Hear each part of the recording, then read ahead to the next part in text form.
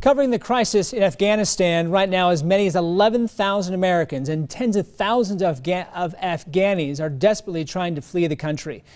Yesterday, we saw the frantic scene at the Kabul airport where people were clinging to planes and crowded runways. They're trying to escape the Taliban, who have now taken over the country's capital and dozens of its key cities.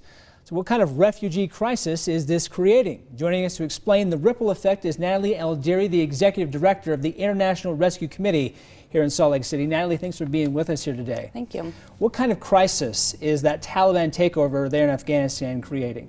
Well, it's creating a humanitarian crisis, really, at the core.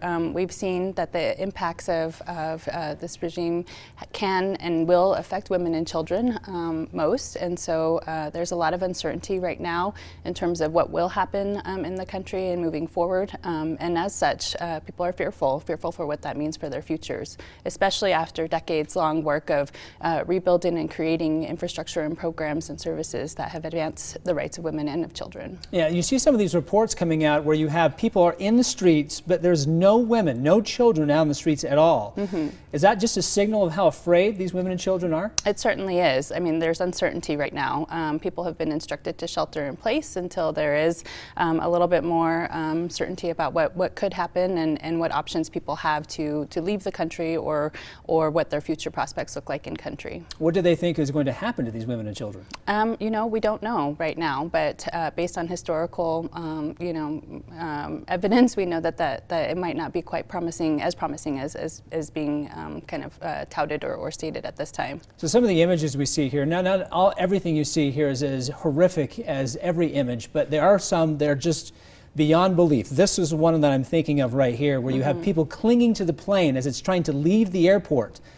Where are these people? Do you see the desperation they're experiencing? Where are these people trying to go?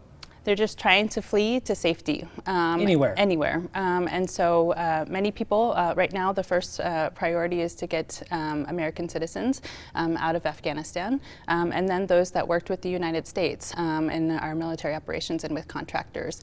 And a lot of other people are just looking for whatever route they can to escape, whether that's going to be over land crossings into neighboring countries, over to Turkey, wherever they can go, really.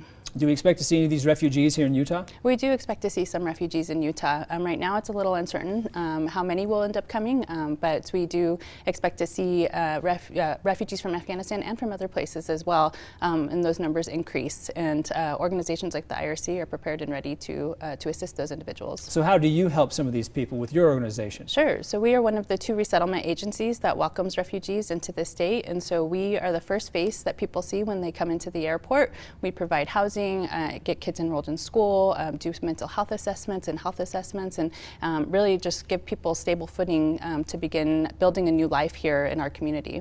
So if people watching at home, they say, okay, I want to be able to join your cause, how do they help you? How do they connect with you? Sure, there's a few ways. Right now we have some information specifically to Afghanistan support, both on our local website at rescue.org/SLC, and then on our international response at rescue.org. But of course, there's ways that people can get engaged by volunteering, donating, advocating, contacting our members of Congress, and putting pressure on to ensure that there is proper evacuations happening for all of those needing it, including the most vulnerable within the country. And we hope those people get the help they need. Of course, if you want to be able to reach out and connect with the International Rescue Committee here in Salt Lake City, we have a link on their website, abc4.com/GMU.